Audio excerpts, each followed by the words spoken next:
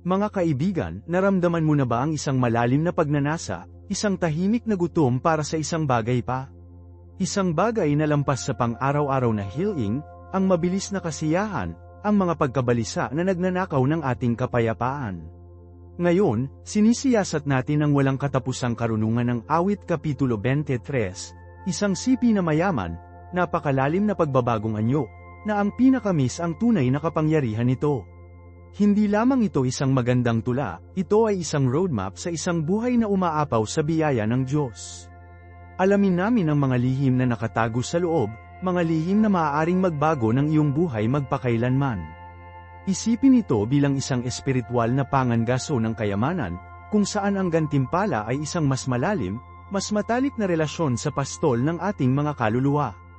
Ang awit mismo, na sinulat ni Haring David isang pastol bago siya naging hari, nagsasalita ng dami tungkol sa likas na pangangalaga ng Diyos. Alalahanin ang Jeremias Kapitulo 1 versikulo 5, kung saan sinabi ng Diyos, "Bago kita nabuo sa sinapupunan ay kilala kita." Iyon ang uri ng matalik, personal na kaalaman na mayroon ng Diyos para sa bawat isa sa atin. Si David, na pamilyar sa buhay ng isang pastol, ay gumagamit ng imaheng yun upang magpinta ng isang matingkad na larawan ng walang tigil na pag-ibig at pagkakaloob ng Diyos. Naunawaan niya ang kahinaan ng isang tupa, ang lubos na pag-asa sa pastol nito. At sa pag-unawa na yun, kinukuha niya ang kakanyahan ng ating kaugnayan sa ating Ama sa Langit. Ang Kabanata 1 ay nagsasalita tungkol sa papel ng pastol. Sa sinaunang Israel, ang mga pastol ay hindi lamang tagapag-alaga, sila ay mga tagapagtanggol, gabay, tagapagkaloob. Alam nila ang bawat madugong tupa, bawat nag-aalangan na hakbang. Naunawaan nila ang lupain, na nangunguna sa kanilang kawan sa pinakasariwang pastulan, ang pinakamaliwanag na tubig. Ang matalik na, isinapersonal na pangangalaga ay ang puso ng awit. Ang Diyos ay hindi ilang malayong, hindi na bagong Diyos, siya ang ating pastol, na malapit na kasangkot sa bawat detalye ng ating buhay. Ngayon, galugarin natin ang unang taludtod, ang Panginoon ang aking pastol, hindi ko nais. Hindi ito isang pangako ng material na kayamanan, bagaman tiyak na pinagpapala ng Diyos ang kanyang mga anak. Ito ay isang pangako ng sapat. Isipin ito, ano ang tunay na kailangan ng tupa Pagkain, tubig, tirahan, proteksyon. At ang Diyos, ang ating pastol, ay nagbibigay ng lahat ng iyon at marami pa. Nagbibigay siya para sa aming espiritual, emosyonal, at pisikal na mga pangangailangan. Nagbibigay siya ng kapayapaan sa gitna ng kaguluhan, lakas sa kahinaan, at pag-asa sa kawalan ng pag-asa. Ang pagkakaroon ng Diyos bilang ating pastol ay ang pagkakaroon ng lahat ng kailangan natin. Lahat. Ito ang pinakadulo ng lihim, isang malalim na pag-unawa sa hindi nagbabago na probisyon ng Diyos. Hindi namin kailangang mag-alala, mag-fret, upang patuloy na magsikap para sa higit pa. Nagbibigay siya. Isaalang-alang natin ang susunod na taludtod, ginagawa niya akong humiga sa berdeng pastulan. Madalas tayong nakikibaka sa pahinga, hindi ba? Ang walang tigil na hinihingi ng buhay, ang patuloy na pagsusumikap, ang walang katapusang listahan ng dapat gawin. Ngunit tinawag tayo ng Diyos na magpahinga. Tinatawag niya tayo sa isang kapayapaan na higit sa lahat ng pag-unawa, isang tahimik ng kaluluwa na matatagpuan lamang sa kanyang harapan. Kung paanong pinamunuan ng isang pastol ang kanyang pagod na kawan sa mapayapang mga parang, hinahantong tayo ng Diyos sa mga lugar ng pahinga at pagpapasigla, kung saan ang ating mga kaluluwa ay maaaring may replenished.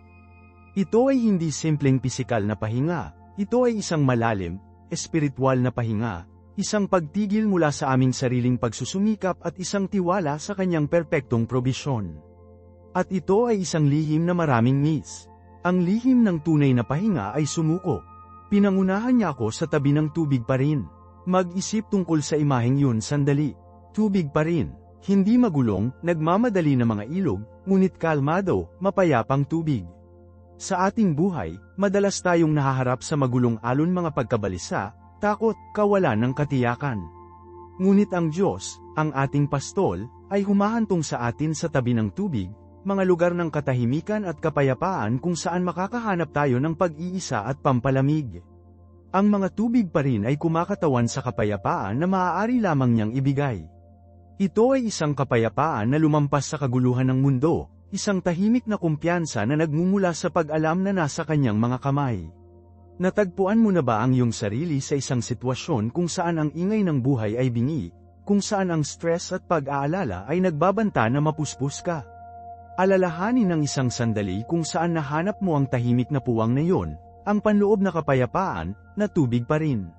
Saan mo ito nahanap? Marahil sa panalangin, sa pagmumuni-muni, sa kagandahan ng kalikasan, o sa nakakaaliw na pagkakaroon ng mga mahal sa buhay. Ang mga sandaling ito ay mga sulyap ng mga tubig pa rin na inalok sa amin ng Diyos. Ang lihim dito ay kinikilala ang mga sandaling iyon, minamahal sila, at hinahanap ang mga ito ng sinasadya. Huwag hayaang pawisan ka ng mga nagmamadali na alon ng buhay, aktibong hanapin ang mga tubig na ibinibigay ng Diyos. Ibinalik niya ang aking kaluluwa. Ito ay marahil ang pinakamalalim na aspeto ng pagbabalat ng Diyos. Ang ating mga kaluluwa, ang mismong kakanyahan ng ating pagkatao, ay maaaring pagod, mabibigat, at nasira. Stress, pagkabigo, pagkawala ang mga bagay na ito ay maaaring mag-iwan sa amin ng pakiramdam na maubos at nawala. Ngunit ang Diyos, ang ating pastol, ay nagpapanumbalik ng ating mga kaluluwa. Inaayos niya ang mga sirang piraso, pinapagaling ang mga sugat, at binabago ang aming lakas. Ang pagpapanumbalik na ito ay hindi isang mabilis na pag-aayos, ito ay isang proseso. Nangangailangan ito ng pagsuko, tiwala, at isang pagiging bukas sa kanyang biyaya. Mag-isip tungkol sa isang oras na naramdaman mong lubos na nabawasan, kapag ang iyong kaluluwa ay nakaramdam ng mabigat at mabibigat. Paano mo nahanap ang pagpapanumbalik? Ito ba ay sa pamamagitan ng panalangin, sa pamamagitan ng pagkonekta sa pamayanan, sa pamamagitan ng paggugol ng oras sa kalikasan, o sa pamamagitan ng paghingi ng propesyonal na tulong? Kung saan mo ito nahanap, tandaan na ang Diyos ang pangwakas na mapagkukunan ng pagpapanumbalik. Siya ang isa na malumanay na gumagabay sa atin pabalik sa kapritsyo, bumalik sa ating sarili. Ang lihim sa pagpapanumbalik na ito ay kinikilala ang ating pangangailangan para dito, isuko ang ating mga pasanin sa Kanya, at pinapayagan siyang magtrabaho sa amin. Pinangunahan niya ako sa mga landas ng katwiran para sa kapakanan ng Kanyang pangalan.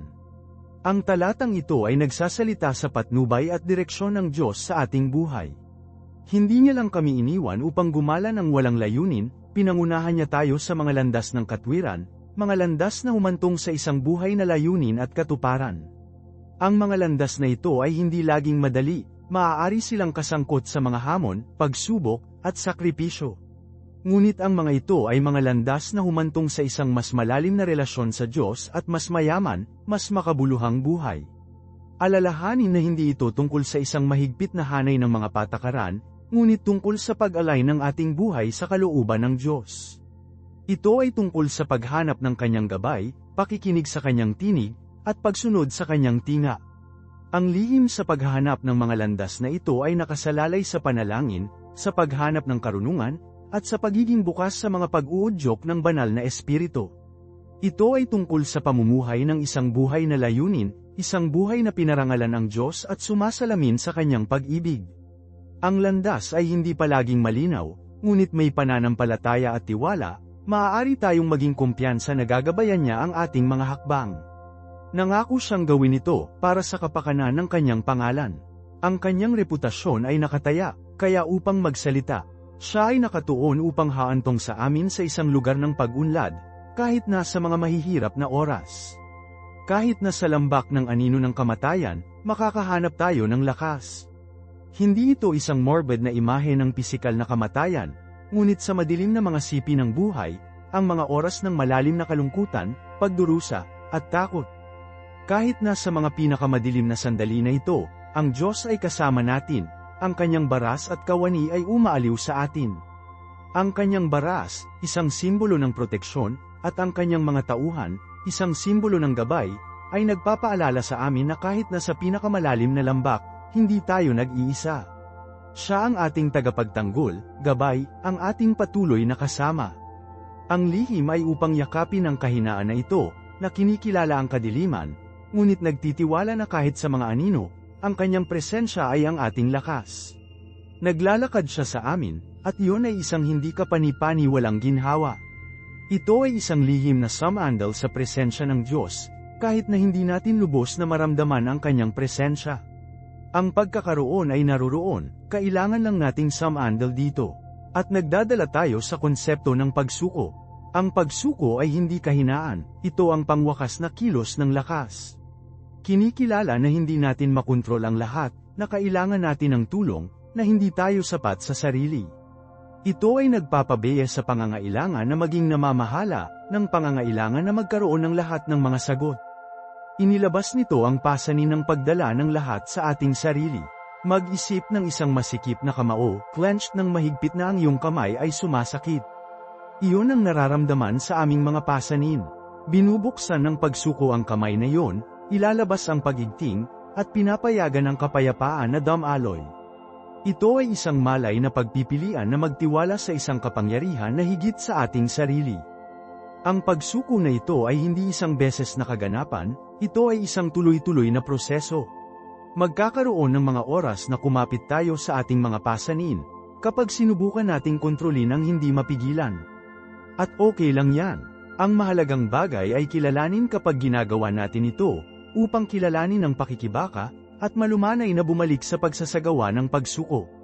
Ito ay tulad ng pag-aaral na sumakay ng bisikleta, mahuhulog ka, madapait ka, ngunit patuloy kang babalik, patuloy na subukan, hanggang sa makita mo ang iyong balanse.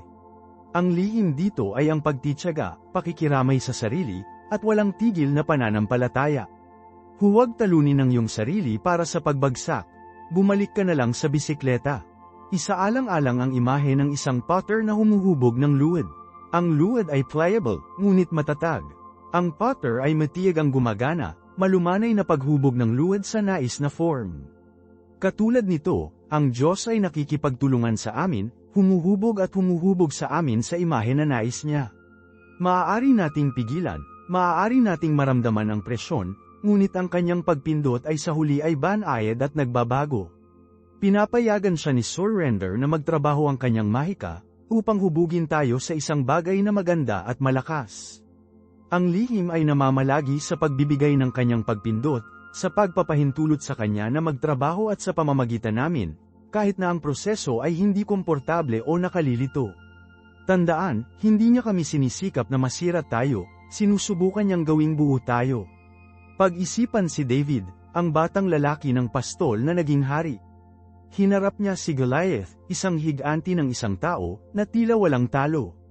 Gayunpaman, si David, na armado lamang ng isang tirador at ang kanyang pananampalataya, ay nanaig. Bakit? Sapagkat isinuko niya ang kanyang takot, ang kanyang pag-aalinlangan, at ang kanyang mga limitasyon sa Diyos. Nagtiwala siya sa kapangyarihan ng Diyos, at ang tiwala na yun ay nagbigay sa kanya ng lakas upang malampasan ang isang hindi masusukat na balakid. Ang kanyang lihim na sandata ay hindi ang kanyang kasanayan sa isang tirador, ngunit ang kanyang walang tigil na pananampalataya at ang kanyang pagpayag na sumuko sa plano ng Diyos. Hindi ito tungkol sa kanyang sariling mga kakayahan, ito ay tungkol sa pagtitiwala sa isang kapangyarihan na mas malaki kaysa sa kanyang sarili. Ang parehong prinsipyong ito ay nalalapat sa ating buhay. Lahat tayo ay nahaharap sa ating sariling mga Goliath, ang ating mga takot, pag-aalinlangan, ating mga hamon. Ngunit kung maaari nating isuko ang mga ito sa Diyos, kung mapagkakatiwalaan natin ang kanyang kapangyarihan at ang kanyang plano, maaari rin nating pagtagumpayan ang tila hindi masusukat na mga hadlang. Ang lihim ay namamalagi sa pagkilala sa aming mga limitasyon, pag-aalis ng kontrol, at pagtitiwala sa kanyang gabay. Tungkol ito sa paniniwala na kasama niya tayo, kahit na hindi natin makita ang landas sa unahan. Ito ay tungkol sa pananampalataya sa pagkilos. Ito ay tungkol sa pagtitiwala sa isang pag-ibig na mas malaki kaysa sa anumang hamon na kinakaharap natin. Ang pagsuko ang susi, ang lihim ay upang magtiwala, upang tunay, malalim na tiwala. Ngayon, pag-usapan natin ang praktikal na aplikasyon ng pagsuko na ito. Hindi ito tungkol sa pasimpleng paghihintay para mangyari ang mga bagay, ito ay tungkol sa aktibong pakikilahok sa plano ng Diyos, habang sabay na iniwan ang pangangailangan na kontrolin ang kinalabasan. Isipin ng isang ilog na dumadaloy patungo sa karagatan. Ang ilog ay hindi lumalaban sa kasalukuyang, ito ay dumadaloy dito, umaangkop sa mga bends at curves sa daan. Katulad nito, dapat nating pahintulutan ang ating sarili na dumaloy sa kalooban ng Diyos, nagtitiwala na gagabayan niya tayo sa kung saan kailangan nating maging. Hindi ito tungkol sa pagsuko sa aming mga pangarap o adhikain, ito ay tungkol sa pag-align sa kanila sa layunin ng Diyos. Marahil ay mayroon kang isang tiyak na layunin sa isip, isang pagbabago sa karera, isang bagong relasyon, o isang personal na hamon na malampasan. Sa halip na subukang pilitin itong mangyari sa iyong sariling timeline at sa iyong sariling paraan, isuko ito sa Diyos. Manalangin para sa gabay, hanapin ang kanyang karunungan, at magtiwala na magbubukas siya ng mga pintuan at magbibigay ng mga pagkakataon na naaayon sa kanyang plano para sa iyong buhay. Ang iyong bahagi ay upang gumana ng masigasig, upang ihanda ang iyong sarili, maging bukas sa mga posibilidad, at magtiwala sa kanyang tiyempo. Maaari kanyang haantong sa isang landas na hindi mo inaasahan, isang landas na mas mahusay kaysa sa una mong naisip. Ngunit kailangan mong maging handa na palayain ang iyong naunang mga paniwala at magtiwala sa proseso. Mag-isip tungkol sa talinghaga ng binhi ng mustasa. Ang isang maliit na binhi, halos hindi gaanong mahalaga, gayunpaman ito ay lumalaki sa isang makapangyarihang puno, na nagbibigay ng kanlungan at sustansya. Ang aming pananampalataya, kahit na sa pakiramdam ng maliit at hindi gaanong mahalaga, ay maaaring lumago sa isang bagay na makapangyarihan at nagbabago. Surrender ay pinangangalagaan ang paglago na ito. Pinapayagan nito ang binhi ng pananampalataya na mag-ugat at umunlad, na gumagawa ng mga prutas na lampas sa aming ligaw na imahinasyon. Tungkol ito sa paglilinang ng maliit na binhi na iyon, na may kasamang panalangin, na may aksyon, na may walang tigil na paniniwala. Nangangailangan ito ng pasensya, pag-unawa, at isang malalim na tiwala sa banal na hardinero. Isaalang-alang natin ang isa pang halimbawa, isang barko na naglayag sa buong karagatan. Ang kapitan ay nag-chart ng kurso, ngunit umaasa din siya sa hangin, alon, at mga bituin para sa gabay. Hindi niya ipinaglalaban ang mga bagyo, nag-navigate siya sa kanila, inaayos ang kanyang kurso kung kinakailangan. Katulad nito, dapat nating itakda ang ating mga hangarin, ngunit dapat din tayong maging bukas sa hindi inaasahang mga pagbabago at hamon. Maaaring i-redirect ng Diyos ang ating kurso, na humahantong sa atin sa mga bagong pagkakataon at karanasan na hindi natin mahulaan. Ang susi ay upang magtiwala sa kanyang patnubay, kahit na ang landas ay hindi malinaw o mahirap. Ito ay tungkol sa pagyakap sa paglalakbay, twists at pagliko, ang hindi inaasahang mga kalsada, alam na ginagabayan niya ang barko, kahit na ang mga dagat ay magaspang. Siya ang panghuli navigator. Ang pagsuko ay hindi kahinaan, ito ay lakas. Ito ay isang gawa ng pananampalataya, isang testamento sa ating tiwala sa isang kapangyarihan na higit sa ating sarili. Ito ay tungkol sa pagkilala sa aming mga limitasyon at pagyakap sa ating pag-asa sa Diyos. Ito ay tungkol sa pagpapaalis sa pangangailangan na kontrolin ang bawat aspeto ng ating buhay at nagtitiwala sa kanyang perpektong plano para sa atin. Ito ay isang tuloy-tuloy na paglalakbay, isang proseso ng pag-aaral at paglaki, ng pagbagsak at pag-back up, ng pagtitiwala kahit na mahirap.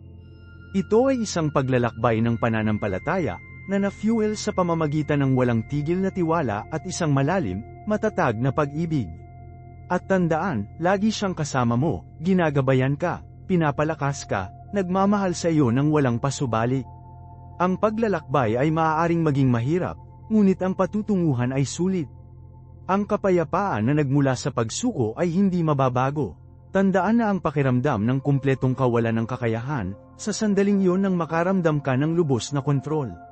Marahil ito ay isang malubhang sakit, isang krisis sa pananalapi, o isang sirang relasyon. Sa mga sandaling iyon, kumapit upang makontrol ang nadama na natural, kahit na kinakailangan. Ngunit paano kung sinabi ko sa iyo na ang pagsuko, sa mga sandaling iyon, ang pangwakas na kilos ng lakas? Hindi ito tungkol sa pagsuko, ito ay tungkol sa pagpapalabas ng ilusyon ng kontrol at yakapin ang katotohanan ng pananampalataya. Tungkol ito sa pagkilala na may mga puwersa na lampas sa aming pag-unawa sa paglalaro, mga puwersa na nagtatrabaho para sa ating kabutihan, kahit na hindi natin ito makita. Mag-isip ng isang makapangyarihang puno ng oak na nag-iilaw ng bagyo. Hindi ito lumalaban sa hangin, ito ay yumuko, ito sways, ngunit ang mga ugat nito ay matatag. Ang lakas nito ay hindi nakasalalay sa katigasan, ngunit sa kakayahang umangkop, ang kakayahang umangkop. Kami rin, ay dapat matutong yumuko, upang umangkop, magtiwala na kahit sa gitna ng bagyo, kami ay nakaangkle sa isang bagay na mas malaki. Ito ay sumuko sa pagkilos. Hindi ito pasibo na pagbibitiw, ito ay aktibong tiwala. Ito ay isang malay-tao na pagpipilian upang maalis ang pasanin ng kontrol at ilagay ang iyong pananampalataya sa isang mas mataas na kapangyarihan. Isaalang-alang ang potter at ang luwad. Ang potter ay hindi pinipilit ang luwad sa isang hugis na ito ay lumalaban. Sa halip, nakikipagtulungan siya sa mga likas na katangian ng luwad, paghuhulma at paghubog nito ng malumanay, matyaga. Naiintindihan niya ang mga limitasyon at lakas ng luwad, at ginagamit niya ang kaalamang ito upang lumikha ng isang bagay na maganda at walang hanggang. Ang Diyos ay nakikipagtulungan sa atin sa parehong paraan. Naiintindihan niya ang aming mga limitasyon, ating mga kahinaan, ating lakas. Hinuhubog niya at hinuhubog tayo, kung minsan malumanay, kung minsan ay may higit na lakas, palaging may isang layunin, palaging may pag-ibig. Pinapayagan siya ni Surrender na magtrabaho ang kanyang kalooban sa ating buhay, upang mabuo tayo sa mga taong inilaan niya sa atin. Hindi ito tungkol sa pagiging pasibo o hindi aktibo. Medyo ang kabaligtaran. Surrender fuels action. Kapag pinakawalan natin ang pagkabalisa ng kontrol, malaya tayong kumilos ng may kailanwan at layunin. Maaari nating ituon ang mga gawain sa harap natin, alam na hindi tayo nag-iisa, na tayo ay ginagabayan, na mahal tayo. Kami ay binigyan ng kapangyarihan na gumawa ng mga hakbang pasulong, hindi sa isang desperadong pangangailangan upang makontrol ang kinalabasan, ngunit sa labas ng isang tiwala sa banal na plano. Isipin natin ang isang ilog na dumadaloy patungo sa dagat.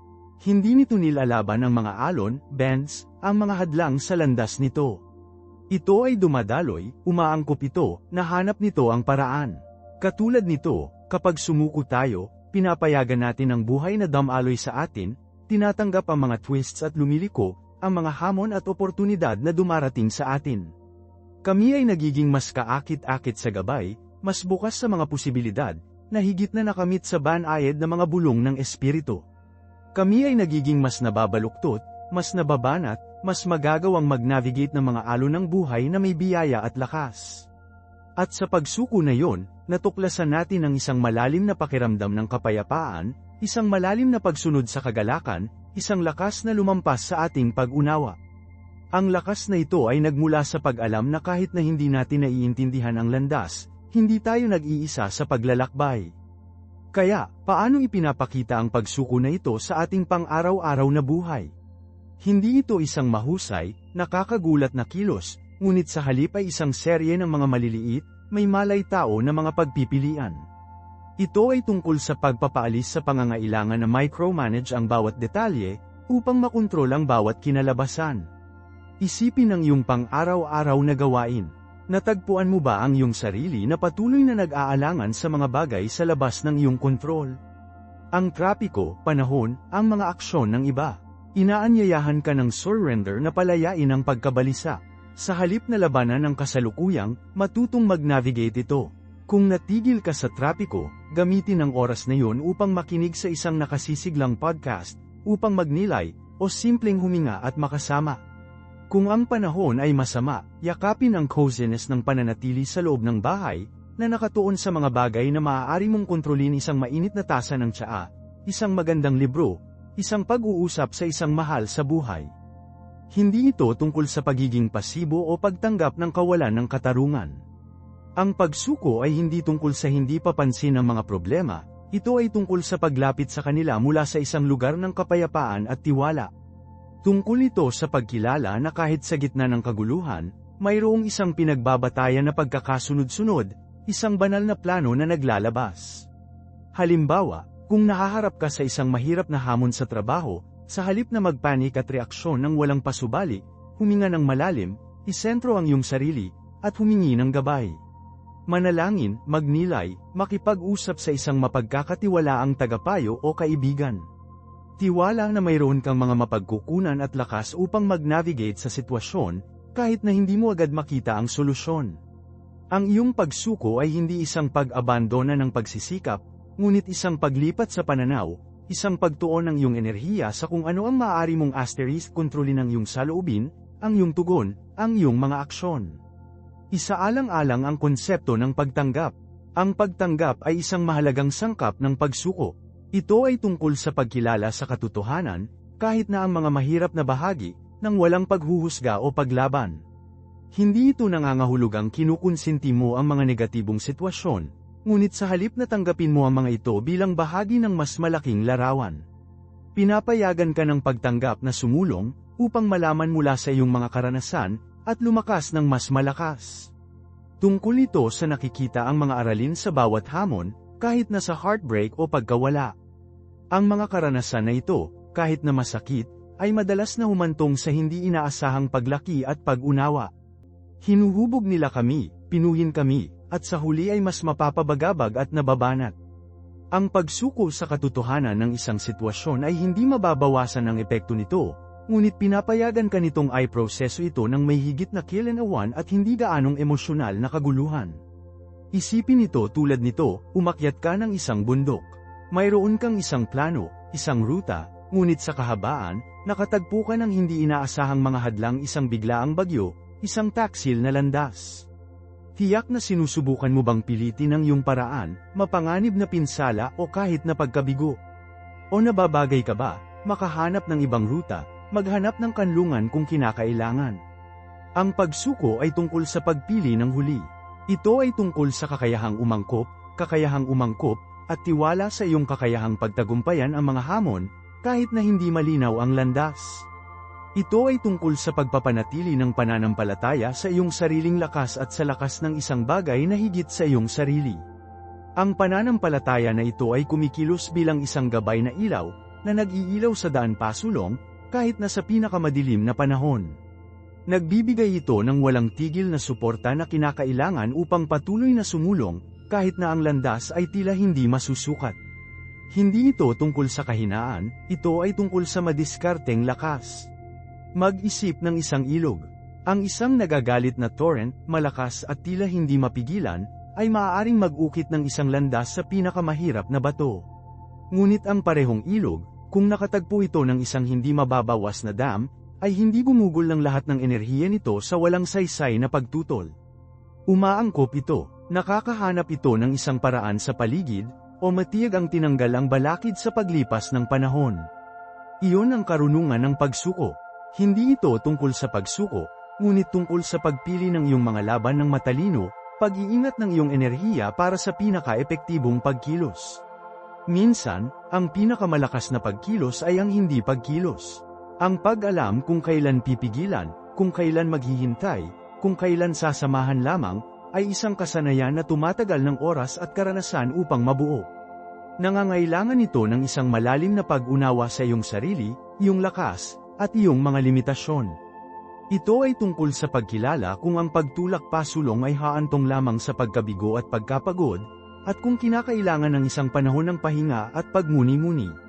Hindi ito nangangahulugang ikaw ay naging pasibo o kampante, nangangahulugan ito na madiskarteng pag-iingat ka sa iyong mga mapagkukunan, patalasin ang iyong focus, at paghahanda para sa susunod na hakbang. Isaalang-alang ang martial arts. Ang pinakabihasang mandirigma ay hindi lamang umaasa sa matapang na puwersa, ginagamit nila ang enerhiya ng kalaban laban sa kanila. Nagbubunga sila sa momentum ng kalaban, pag-redirect nito, gamit ang kanilang kakayahang umangkop at kakayahang umangkop upang makakuha ng kalamangan.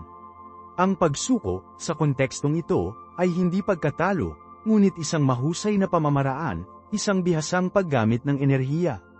Tungkol ito sa pag-unawa sa daloy ng buhay, ang ebb at daloy ng enerhiya, at pag-aaral na lumipat kasama nito, sa halip na laban dito. Ang prinsipyong ito ay umaabot sa lahat ng aspeto ng buhay. Sa mga relasyon, ang pagsuko ay maaaring nangangahulugang pagpapalam sa pangangailangan na kontrolin ng ibang tao, na nagtitiwala sa likas na ebolusyon ng relasyon. Ito ay maaaring mangahulugan ng pagtanggap ng kanilang mga bahid at pagkadilim, tulad ng tinatanggap nila ang iyong. Sa iyong personal na paglaki, maaaring nangangahulugang pagtanggap ng iyong sariling mga limitasyon, pagkilala sa iyong mga kahinaan, at paghingi ng tulong kung kinakailangan. Tungkol ito sa pagpapakumbaba, tungkol sa pagkilala na wala kang lahat ng mga sagot, at okay na humingi ng suporta. Ito ay tungkol sa paglilinang ng sarili at pag-unawa sa sarili. Ang susi ay upang magkakaiba sa pagitan ng pagsuko at pagbibitiw. Ang pagbibitiw ay pasibo na pagtanggap ng pagkatalo, ang pagsuko ay isang aktibong pagpipilian, isang madiskarteng realignment ng iyong enerhiya at focus. Ito ay tungkol sa paghahanap ng balanse sa pagitan ng pagsisikap at pagtanggap, sa pagitan ng pagkilos at katahimikan. Ito ay tungkol sa pagtitiwala sa proseso, paniniwala sa isang mas malaking plano, at pagkakaroon ng pananampalataya sa iyong sariling kakayahang mag-navigate ng mga hamon sa buhay, kahit na ang landas sa unahan ay tila hindi sigurado. Ito ay isang paglalakbay ng pagtuklas sa sarili, isang landas patungo sa panloob na kapayapaan at pagiging matatag. Nangangailangan nito ng lakas ng loob, hindi kahinaan. Hinihiling nito ang isang malalim na pag-unawa sa sarili at sa mundo. Ito ay isang tuloy-tuloy na kasanayan, isang panghabang buhay na proseso ng pag-aaral. At ang mga gantimpala, ang kapayapaan at kailanawan na dinadala nito, ay hindi mababago. Pinapayagan ka nitong harapin ang mga bagyo sa buhay hindi sa takot, ngunit may isang tahimik na lakas, alam na kahit nasa gitna ng kaguluhan, ligtas ka, ginagabayan ka, at may kakayahan ka. Mag-isip tungkol sa isang ilog. Isang malakas na ilog na inukit ang landas nito sa pamamagitan ng tanawin. Hindi nito labanan ng mga bato, ito ay dumadaloy sa paligid nila, sa ibabaw nila, kung minsan kahit na tinanggal ang mga ito sa paglipas ng panahon. Ito ay umaangkop, nagbabago ito ng kurso, nahanap nito ang paraan. Sumuko yun sa aksyon. Hindi ito sumusuko, nakakahanap ito ng isang mas epektibong landas sa patutunguhan nito.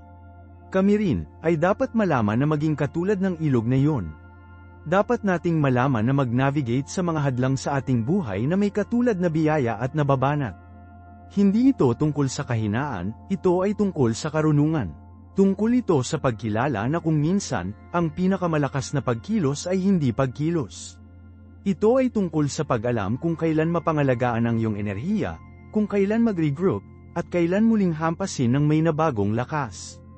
Isaalang-alang ang mamamana. Bago ilabas ang araw, huminga sila ng malalim, isinentro nila ang kanilang sarili, itinutuon nila ang lahat ng kanilang enerhiya sa target.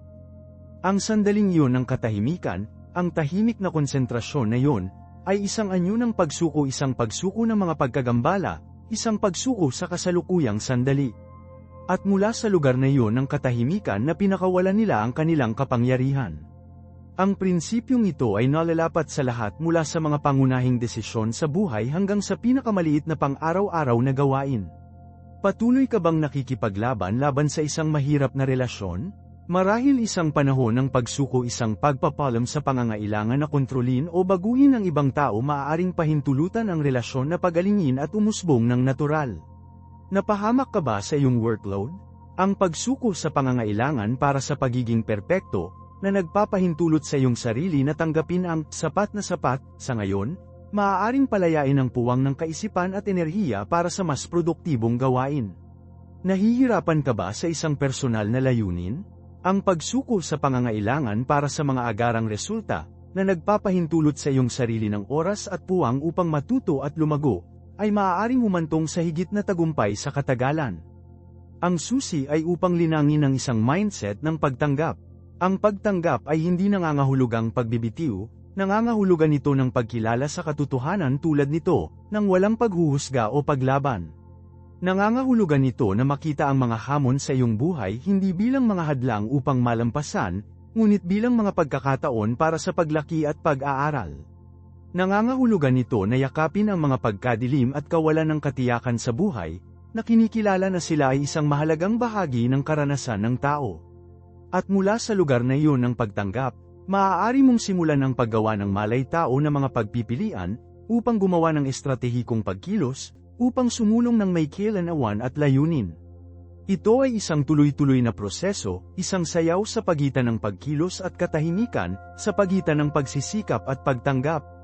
Nangangailangan ito ng lakas ng loob, kamalayan sa sarili, at isang malalim na tiwala sa paglalahad ng buhay. Tandaan, ang totoong lakas ay hindi tungkol sa hindi nagbabago na pagtutol, ito ay tungkol sa pag-adapt, pagbibigay kung kinakailangan, at sa huli, Paghahanap ng iyong paraan sa iyong sariling natatanging patutunguhan. Ang landas ay maaaring paikat-ikot, maaaring hindi mahulaan, ngunit sa pag-unawa na ito, may navigate mo ito ng biyaya, nababanat, at isang tahimik na lakas sa loob na sorpresa kahit na ang iyong sarili. Ito ay isang paglalakbay ng pagtuklas sa sarili, isang testamento sa iyong panloob na kapangyarihan, at isang landas sa totoong kalayaan. Hindi ito tungkol sa pagsuko, maunawaan. Ito ay tungkol sa estratehikong ani. Mag-isip ng isang martial artist na nagpapalabas ng isang suntok. Hindi nila nilalabanan ang lakas ng ulo, redirect nila ito, gamit ang enerhiya ng kalaban laban sa kanila. Iyon ang kapangyarihan ng pagsuko paggamit ng enerhiya ng sitwasyon sa halip na labanan ito. Nalalapat ito sa napakaraming aspeto ng buhay. Sabihin nating nahaharap ka sa isang mahirap na pag-uusap. Sa halip na mahigpit na dumb-aikit sa iyong paunang posisyon, isaalang-alang ang pagbibigay ng hindi gaanong mahahalagang puntos upang makakuha ng pagkilos sa mga mahalaga. Ito ay isang tactical na mapaglalangan, isang paraan upang makamit ang iyong tunay na layunin sa pamamagitan ng pag-unawa sa daloy ng sitwasyon. Isaalang-alang ang natural na mundo. Ang isang makapangyarihang puno ng oak ay hindi masisira sa isang bagyo sapagkat lumalaban ito sa hangin, ito ay yumuko, nagbubunga ito, at ito ay nakaligtas. Ang kakayahang umangkop nito ay ang lakas nito. Maaari nating malaman mula rito. Ang mahigpit na pagsunod sa mga plano, sa mga inaasahan, ay maaaring maging aming pagbagsak. Ang buhay ay bihirang magbubukas ng eksakto tulad ng inaasahan natin. Ang pagyakap sa hindi inaasahang, pag-adapt upang magbago, ay isang tanda ng lakas, hindi kahinaan. Ito ay tungkol sa paglilinang ng nababanat, ang kakayahang mag-bounce pabalik mula sa mga pag-aalsa, upang malaman mula sa mga pagkabigo, at lumitaw ng mas malakas sa kabilang panig. Ang paglalakbay na ito ng pagtanggap at pagsuko ay hindi isang pasibo. Ito ay aktibo, pabago-bago. Hinihiling nito ang patuloy na pagmuni-muni sa sarili. Kailangan mong matapat na masuri ang iyong mga lakas at kahinaan, ang iyong mga mapagkukunan at mga limitasyon. Saan mo ginugugol ang hindi kinakailangang enerhiya? Saan mo nilalabanan ang hindi maiiwasan? Ang pagkilala sa mga lugar na ito ay mahalaga. Kapag natukoy mo ang mga ito, maaari mong simulan ang estratehikong pagsuko upang palayain ang mga hindi kinakailangang laban, upang ituon ang iyong enerhiya sa kung ano ang tunay na mahalaga. Ang prosesong ito ay nagsasangkot din ng tiwala sa iyong sarili, tiwala sa universo, tiwala sa paglalahad ng buhay. Ito ay tungkol sa pagkakaroon ng pananampalataya na kahit na sa mga sandali ng kawalan ng katiyakan, mayroong isang landas pasulong, isang solusyon na naghihintay na matuklasan. Hindi ito bulag na pananampalataya, ito ay isang pananampalataya na nakabase sa kamalayan sa sarili at isang malalim na pag-unawa sa iyong sariling pagiging matatag. Tungkol ito sa pag-alam na mayroon kang panloob na lakas upang mag-navigate ng anumang mga hamon na darating sa iyo. Mag-isip tungkol sa iyong mga malikhaing hangarin, halimbawa, minsan, ang pinaka-napakatalino na mga ideya ay lumitaw mula sa isang lugar ng katahimikan, mula sa isang sandali ng pagpapakawala sa pangangailangan upang makontrol ang kinalabasan. Sumuko sa proseso ng malikhaing, payagan ang iyong sarili na galugarin, mag-eksperimento, gumawa ng mga pagkakamali. Kung mas nilalabanan mo ang daloy ng malikhaing, mas malamang napipigilan mo ang iyong sariling potensyal. Hayaan ang mga ideya na malayang damaloy, magtiwala sa iyong intuisyon, at tingnan kung saan dadalhin ka ng paglalakbay. Ito ay sa mga sandaling iyon ng pagsuko na ang tunay na pagbabago ay madalas na namumulaklak. Tandaan, ang landas sa kasanayan sa anumang larangan ay nagsasangkot ng isang maislan na balanse sa pagitan ng nakatuon na pagsisikap at pag-iisip na pagsuko.